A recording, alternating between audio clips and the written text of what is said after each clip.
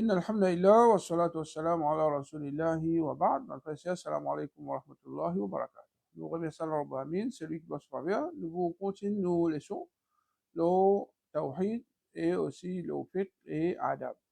Alors, dans nos dernières leçons, nous discutons concernant dans quelle façon nous amène iman en Allah subhanahu wa ta'ala. Nous expliquons qui nous amène iman le tawhid. Et nous disons que tawhid, c'est pas nom d'un groupe, mais c'est façon qui nous adore Allah subhanahu wa ta'ala, nous fait Allah bin en dans ce ibadat, nous fait Allah bin en dans ce ban nom et ce ban qualité qui est là, et nous fait Allah bin en dans ce ban action qu'il fait. Alors, apprendre concernant tawhid, définitivement, pour aider nous, pour nous compter Allah, pour nous payer Allah, et pour nous donner l'espoir, Allah subhanahu wa ta'ala. Et quand on ne dit pas apprendre concernant le tawhid, il y a la même cause, Allah, sans connaissance, et ça, il est considéré comme un grand péché.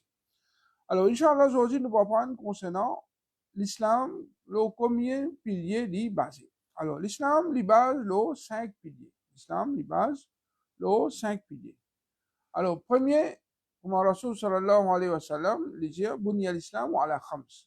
L'islam, li bâtir le 5. Premier, shahadati Allah ilaha illallah wa anna Muhammadan Rasulullah. Le donne témoignage qui fait la personne qui mérite adoration excepté Allah et qui Muhammad sallallahu alayhi wa sallam dit les messagers d'Allah. Wa iqam salat et nous établir namaz. Wa ita zakat et nous donne zakat. Wa sawmi Ramadan, nous gardons rosa pendant les mois de Ramadan. Wa hajj al-bayt et nous faire hajj autour Kaaba. Alors, il y en a d'autres qui ces 5 piliers de l'islam là, c'est 5 choses qui sont importantes dans l'islam. Quand nous disons un pilier, c'est comme une colonne d'un bâtiment, c'est ça même qui tient ça bâtiment là. Alors comme ça même, ça un pilier de l'islam là, c'est une qui sont plus important dans l'islam. Qui est le premier pilier de l'islam? Alors quand on trouve le premier pilier de l'islam, c'est nous donne ça des témoignages, nous accepter tawhid pour prononcer kalima la ilaha illallah Muhammadur Rasulullah. Alors, premier pilier, il englobe les deux parties. La ilaha illallah et Muhammadur Rasulullah. Alors, quelle signification de kalima la ilaha illallah? La ilaha illallah veut dire, paix n'a aucun vrai ilah excepté Allah.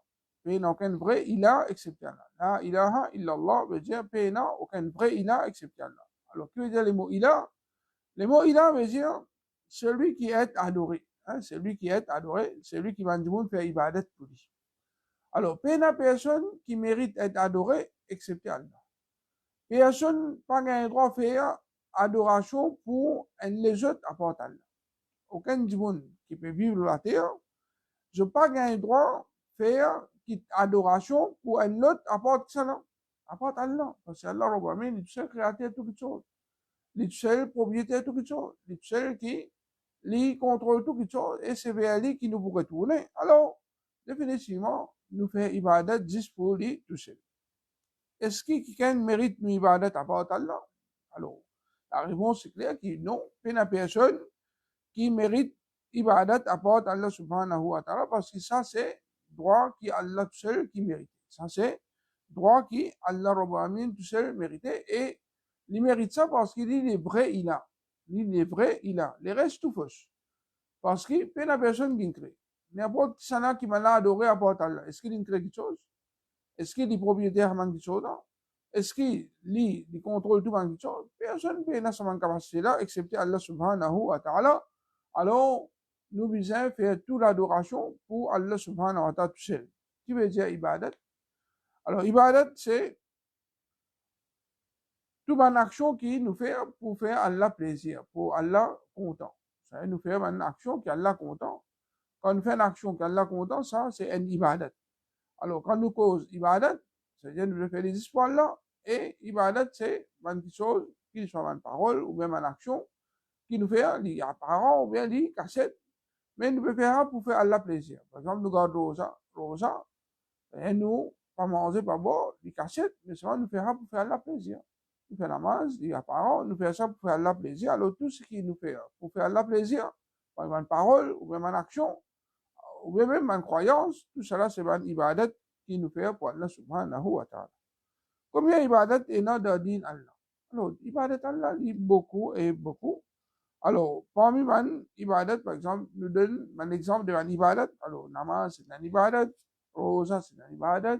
Zakat, c'est un ibadat. Hajj, c'est un ibadat. Comme ça même, faire dhikrullah. Hein? Du monde, il fait dhikrullah. Du monde, il vit bien avec son voisin. Du monde, il cause un bon côté. Du monde, il aide man du monde. Du monde, il obéit à ses parents. Du monde, il fait dawa. Ou bien du monde, il fait jihad. Ou bien il fait des mandats. Tout ça là, c'est ibadat. Parce que tout ça là, quand nous fait Allah plaisir, Allah content, alors, il vient un ibadat. Alors, tout ça en ibadat là, nous devons faire des pour Allah subhanahu wa ta'ala. Est-ce qu'il est obligatoire, le chaque musulman, pour comprendre la signification de nos kalima? Définitivement, il est obligatoire pour qu'il nous comprenne nos kalima. Un musulman, il n'a pas le droit de comprendre ce kalima. Alors, Rabbi Amir nous dit, fa'alam annahu la ilaha illallah. Gagne la connaissance qui dit Allah, c'est la personne qui mérite l'adoration, excepté de tout seul. Disons, beaucoup de musulmans, je ne pas comprendre ce kalima. Et quand je ne pas comprendre ce kalima, c'est la même qui je fais ibadat pour les autres apportent Allah subhanahu wa ta'ala et c'est encore qui je vais faire ibadat pour Allah. Est-ce qu'il est obligatoire pour qu'il nous ait la certitude de nos kalima? Alors, c'est obligatoire pour qu'il nous ait la certitude dans sa kalima là. Quand nous prononçons la ilaha illallah Muhammadur Rasulullah, nous ne avons aucun doute là-dedans. Parce que Allah Rabbi Amin dit إنما المؤمنون الذين آمنوا بالله ورسوله ثم لم يرتابوا. Ben mu'min, c'est simplement ben qui finalement iman en Allah et l'autre Rasoul, l'autre messager, et ensuite, je n'ai pas aucun doute. Ensuite, je n'ai pas aucun doute. Alors, un qui finalement iman, un bon iman, c'est-à-dire qu'il n'y a aucun doute de ce iman. Alors, nous n'avons aucun doute qu'Allah Rabbi Amin est tout seul créateur, est tout seul propriétaire, est tout seul qui administre tout le sol, qui donne toute la nécessité, et nous n'avons aucun doute qu'Allah Rabbi Amin est tout seul qui mérite pour nous faire ce ibadat. Est-ce qu'il est obligatoire pour qu'il accepte la signification de nos kalima? Définitivement, il est obligatoire pour qu'il accepte la signification de nos kalima, avec nous l'équerre, avec toute satisfaction et il est important qu'il nous reste répété. Hein? C'est-à-dire nous obliger, accepter, nous l'obliger. Il est obligatoire pour qu'il nous accepte la signification de nos kalima. Et là, il a veut dire que la personne qui mérite une vraie adoration excepté Allah subhanahu wa ta'ala. Est-ce qu'il est obligatoire pour qu'il nous soumette à nos kalima? Définitivement, nous comprenons aussi et nous soumettons à lui. Hein? Nous accepter lui, c'est-à-dire avec l'équerre, avec conviction, et nous soumettons à lui. C'est-à-dire nous abide avec ce qui nous veut dire. C'est-à-dire nous pas faire ibadat pour l'autre apporte Allah. Et n'importe qui qui fait ibadat pour l'autre apporte Allah, définitivement nous considérons comme un kafir qui n'est pas faire ibadat pour Allah. Allah Rabbi Amin dit wa anibu ila rabbikum wa aslimu lahu. Et retourne vers ton Rab et soumets-toi à lui. Et nous obligés de soumettre à Allah et soumettre à l'adoration, c'est-à-dire nous adorer tout seul. Si un monde prononce kalima avec l'hypocrisie, est-ce que sa prononciation là pour profiter? Un hypocrite qui dit la ilaha illallah sur la bouche, est-ce que ça pour profiter? Non, sa prononciation là pas pour profiter. Alors, si je prononce kalima la ilaha illallah, il n'est pas civil. Alors, un monde quand il peut prononcer ça, il peut dire avec sincérité. Hein, il peut dire avec sincérité. Alors, si il peut prononcer sa kalima là, avec l'hypocrisie, alors ça kalima là pas pour accepter les choses de ce corps. Est-ce que nous sommes sincères dans nos prononciations de nos kalima? Définitivement, nous sommes sincères dans nos prononciations. C'est-à-dire quand nous peut dire ce kalima là, nous peut dire avec sincérité. Allah dit wa ma umiru illa liya'budullaha mukhlisina lahu din. Et maintenant, pas fini l'autre, excepté qu'ils se fait ibadat pour Allah avec sincérité. Ça nous oblige à faire ibadat à Allah avec sincérité. Celui qui n'est pas sincère dans son ibadat, ça ne va pas accepter des choses de ce corps. Est-ce que nous sommes contents de nos kalima? Définitivement, nous sommes contents de nos kalima. Alors, tout le monde ne pas dire ça avec dans lesquels il n'est pas fait content qu'il veut dire non, nous sommes contents de nos kalima. Qui est un musulman bien faire quand il finit accepter kalima tawhid? Quand tout le monde finit accepter kalima tawhid, qu'il veut faire? Quand un musulman finit accepter kalima tawhid, il besoin reset toute une forme de tawhid. Tout ce qui est adoré à part Allah, il reset tout. C'est-à-dire, il rejette tout, veut dire, il pas accepter qui, ce qui va dire, puis adorer à part Allah, qui c'est un bon ibadat. Ça, c'est un faux ibadat, un ibadat qui n'est pas bon. Alors, un monde qui a accepté Kalimatul Tawhid, ça veut dire, il peut accepter qui existe, celui qui peut adorer Allah tout seul, qui est vrai, et le reste, tout faux. Qui veut dire le mot Tawhid? Tawhid, c'est toute chose qui du monde fait cette ibadat à part Allah. Tout ce qui, man du monde adorer à part Allah, tout le monde faux là, c'est man Tawhid. Tout le monde faux là, c'est man Tawhid. Alors, ça, c'est un terme général pour Tawhid. Tout ce qui est adoré à part Allah, c'est man Tawhid. Mais seulement, nous avons encore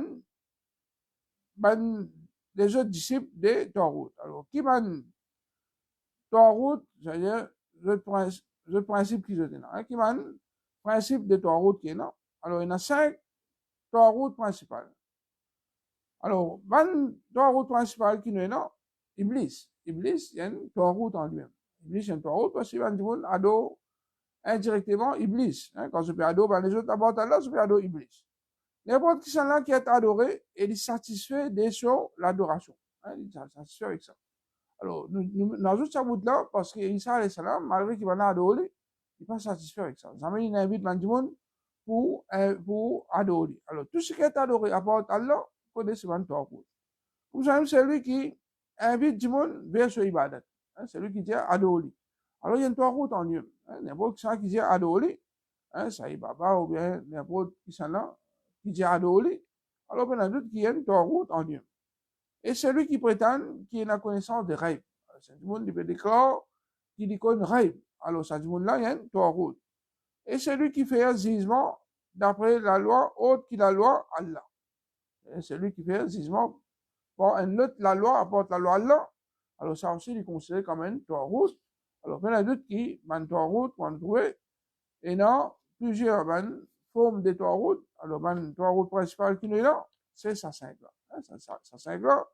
Iblis, n'importe qui là qui est adoré à part Allah est satisfait avec ça. C'est lui qui adore, c'est lui qui invite du monde pour adorer lui-même. C'est lui qui prétend qu'il a la connaissance des rêves, et comme ça même, c'est lui qui fait jugement par autre qui la loi, Allah subhanahu wa ta'ala. Alors, tout ça là, c'est différentes formes de tawhid qui nous ont abstenir de ça. Alors, ça, c'est concernant nous, les sons, le tawhid. Concernant fiqh, nous finissons le roussal. Aujourd'hui, Inch'Allah, nous allons apprendre concernant Wudu.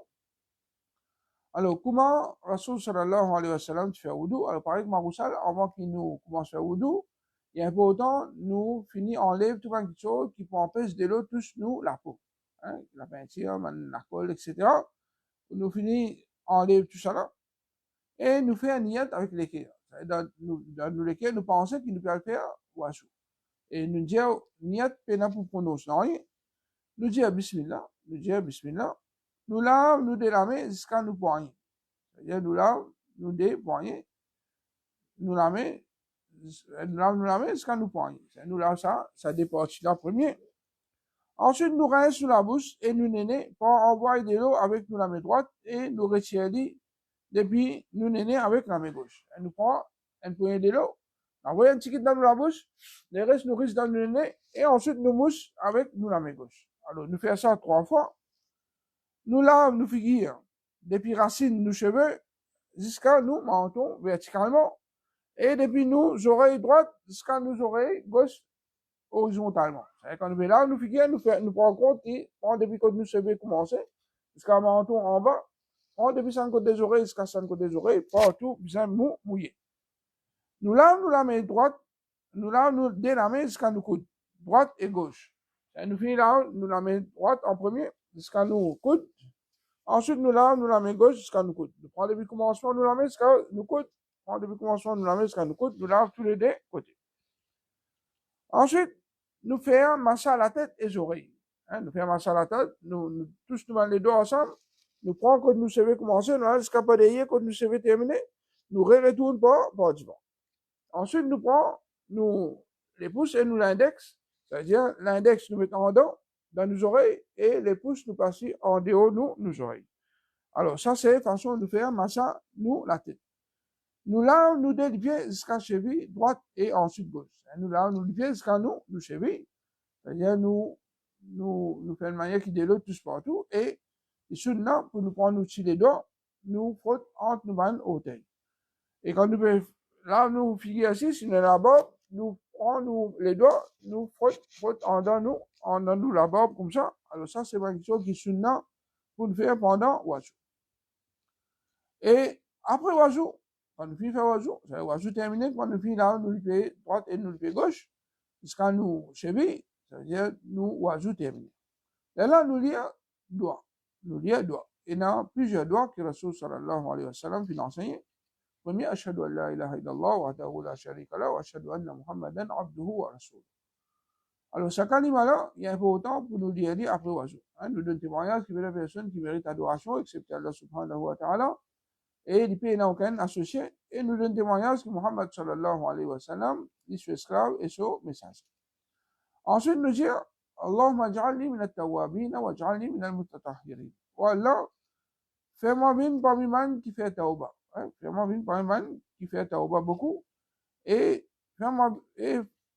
aussi fais-moi vivre parmi man qui gazote trop. Fais-moi vivre parmi man qui gazote trop. Et un troisième doigt qui nous demandait encore, nous dire, Subhanaka Allahumma wa bihamdik, ashhadu an la ilaha illa anta, astaghfiruka wa atubu ilayk. Alors nous, Subhanaka Allahumma, oh Allah, te sans défaut, wa bihamdika, pas te louange, ashhadu an la ilaha illa anta, nous donne témoignage qui fait une personne qui mérite adoration excepté toute seule, astaghfiruka, vous demandez pardon, wa atubu ilayk, et vous repentir vers toi, vous retournez vers toi. Et les sunnah, quand nous finissons faire wudu, nous suivons après wajou, nous savons une serviette ou bien un tissu, nous suivons, alors ça, les sunnah. Alors, van masaïl concernant wajou, alors, nous avons le droit de faire wajou en lavant maintenant de nous l'écho en N ou D ou 3 fois. Et quand nous disons N, il faudrait qu'il nous rassure que ce membre-là, il lavait bien. Mais si nous lavons un coup, et nous connaissons qu'il y a une partie pas de laver, nous obligés de laver un deuxième coup. Et deuxième coup de là, les sunnah. Si, premier coup d'une fille lave partout, une fille mouillée, deuxième coup, les sunnah, et troisième coup, les sunnah. Alors ça, c'est une chose importante. Si nous avons un petit même de l'eau, pas obligé de faire 3 fois. Si un seul coup de nous laver, une fille mouillée, ça passe la net, alors il suffit. Nous passons les doigts entre les doigts de nous, la main et nous les pieds. C'est quand nous faisons wajou, quand nous faisons là, nous poignets, les sunnah, nous passons les doigts entre les doigts, parce que dans le coin, il est capable de rester sec. Alors, comme ça, pour nous les pieds, nous prenons les doigts, nous passons entre nous vannes, auteuil, tension, en dents, il reste sec. Nous faisons wajou en l'aude, en ce qui concerne une partie des corps qui a la fin de mention dans le Coran. Alors, ce qu'Allah fait une mention dans le Coran, c'est figure, la main, massa la tête et les pieds. C'est-à-dire, nous pas lave la main avant figure. Nous pas faire massa avant qu'il nous fait, avant nous lave la main et figure. C'est-à-dire, nous faisons la figure premier, nous lave la main, nous faisons massa la tête, ensuite nous lave nous les pieds. Les sunnah, pour faire miswak, avec chaque wajou. C'est les sunnah, c'est-à-dire quand on peut faire wajou, avant wajou, vous pouvez finir faire miswak, ou bien pendant wajou, quand on peut laver la bouche, vous faites un coup de miswak, alors, ça les sunnah. Les sunnah qui nous font miswak avec chaque wajou. Et il n'y a aucun doigt spécifique pour dire pendant qu'il nous fait wajou. Pendant wajou, quand on peut laver la main, ou bien quand on peut laver la figure, il n'y a aucun doigt spécifique, c'est-à-dire, nous faisons pour dire non, après, premier coup, nous disons bismillah, après nous faisons wajou.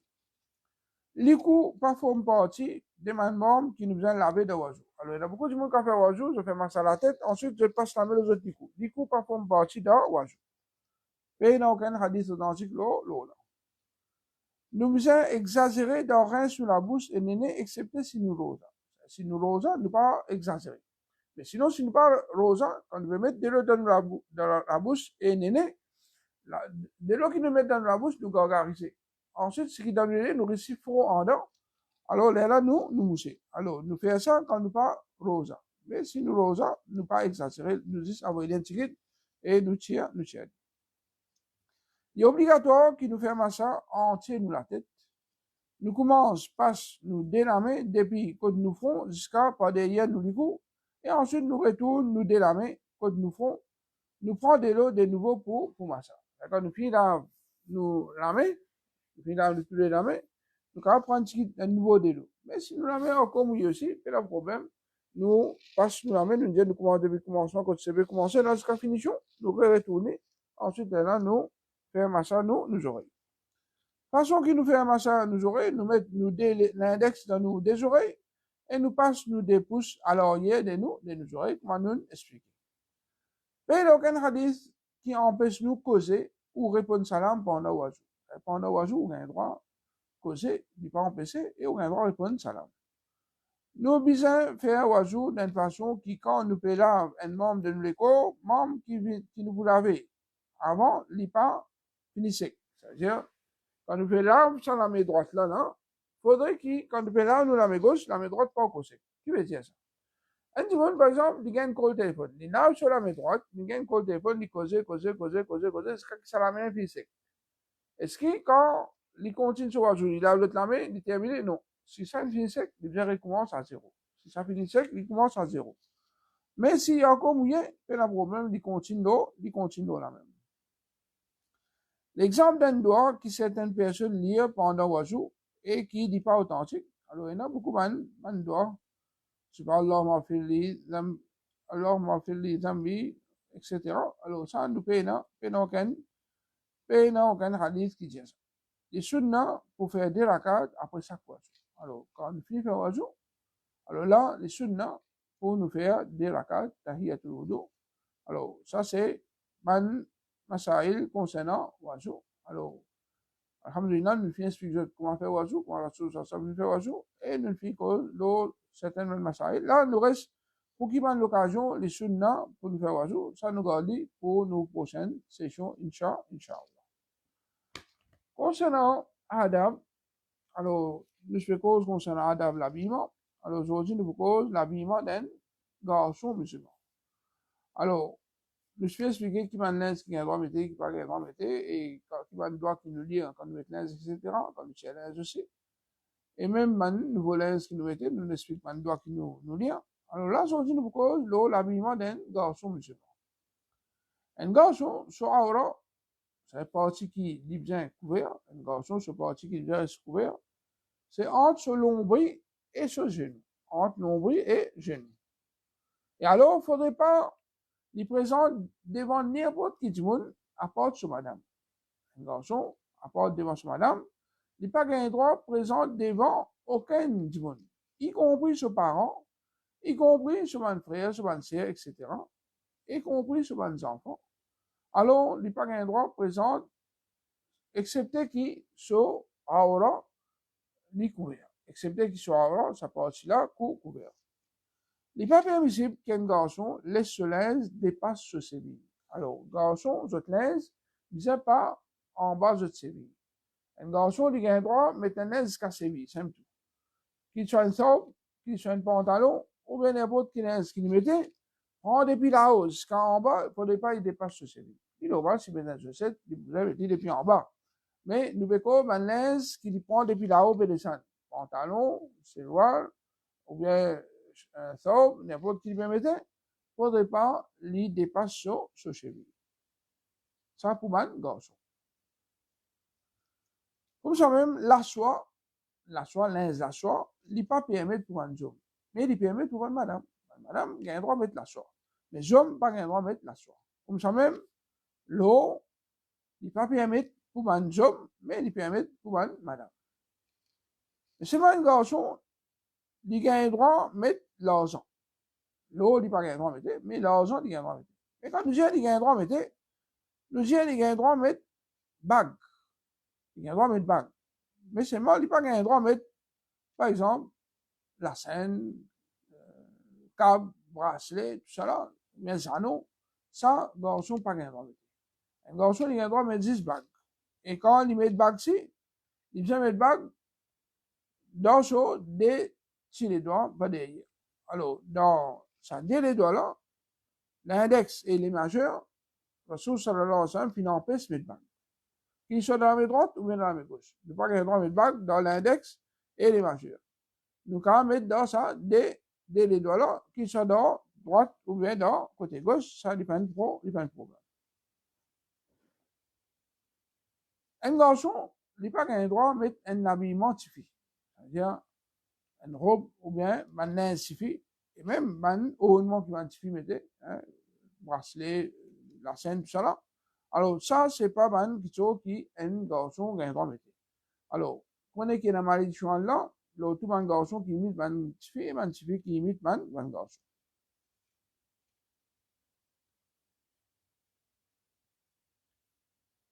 Alors, ça, c'est un petit peu un adab concernant l'habillement d'un garçon. C'est-à-dire, un garçon, il doit prendre compte, c'est-à-dire, il habille dans sa façon. Ensuite, l'habillement d'un petit fille. L'habillement d'un petit fille. Alors, un petit fille, ou bien madame, il est obligé de couvrir sur les corps en entier. C'est-à-dire, aura un petit fille, dit sur les corps en entier, c'est aura, excepté ce figure avec ce dépoigne. Quand il présente devant n'importe qui, monsieur étranger. C'est-à-dire devant n'importe qui, monsieur étranger, quand une madame ou bien une fille présentée, il besoin couvert sur les cours en entier, excepté ce figure avec ce point. Ça aussi, il est fortement recommandé pour qu'il découvre ce figure aussi et découvre ce point aussi devant tout le monde, monsieur étranger. Il y a doute que ça, il est plus meilleur pour lui, il y a plus de récompense avec Allah subhanahu wa ta'ala. Et un petit peu, il n'est pas en droit pour un djilbab qui attire l'attention des man étrangers par sa couleur ou bien par la mode. Alors aujourd'hui, il y a beaucoup de djilbab qui peut vendre, qui est dans la mode avec lui, qui attire man regard. Il peut fermer comme marché, hein, ou bien sa couleur même, une couleur florissante qui peut attirer le regard. Alors, ça, en qualité d'instant, une madame pas un droit de mettre. Et un petit peu obligé pour un djilbab qui est bien large. Alors, pour djilbab dans l'islam, c'est l'obligation. C'est pas une coutume arabe, c'est pas une chose qui, si on a envie, on mettait, ou pas envie, on pas mettait. Non. Il y a une obligation. Allah Rabbi Amin oblige. Rasul sallallahu alayhi wa sallam pour obliger ce madame, ce tifi et madame croyante pour mettre ce djilbab là. Obligatoire ça. Ayat claire dans Surah Al-Ahzab, quand Allah subhanahu wa ta'ala peut ordonner, Rasul sallallahu alayhi wa sallam pour ordonner ça, ce madame, ce tifi et madame croyante. C'est tout madame croyante, il est obligatoire l'autre pour je mettre ce djilbab l'autre. Et un tifi, pas en droit de mettre un habillement qui ressemblait à l'habillement de un garçon. Et il n'est pas en droit de mettre pantalon, t-shirt, short, même dans la case, et même quand il peut faire sport. Même dans la case, même il peut faire sport. Un tifi musulman obligé de couvrir sur les corps quand il présente devant un tifi kafir, dans la même façon qu'il y présente devant un homme étranger.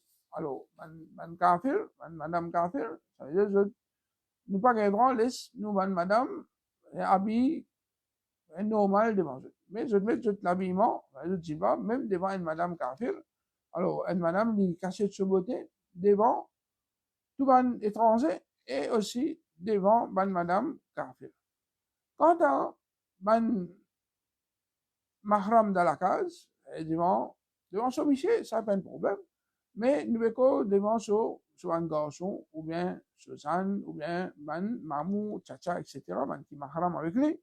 Alors ça, normalement, ils mettent un habillement qui, normalement, madame mettait dans la case. Un habillement normal que madame mettait dans la case, c'est un habillement qui est couvert sur les bras. Il est couvert sur les bras. Sur le coup, un petit peu ouvert, pas trop décolleté. Un petit peu ouvert, pas trop décolleté. Et il est en bas sur ses genoux, définitivement. Il est en bas sur ses genoux. Alors, c'est chaque adolescent, et il est un petit peu là, il ne faudrait pas les serrer, qui peut gagner une forme sur les corps. Il ne faudrait pas les serrer, qui gagne une forme sur les corps. Alors, quand nous disons un djilbab, il besoin de l'os, définitivement, c'est-à-dire, si une madame, il met un linge normal, après il prend un linge djilbab, qui est serré le lit, qui peut donner une forme sur les corps, il y a doute que ça, c'est pas djilbab. Ça, il besoin de mettre un autre djilbab là.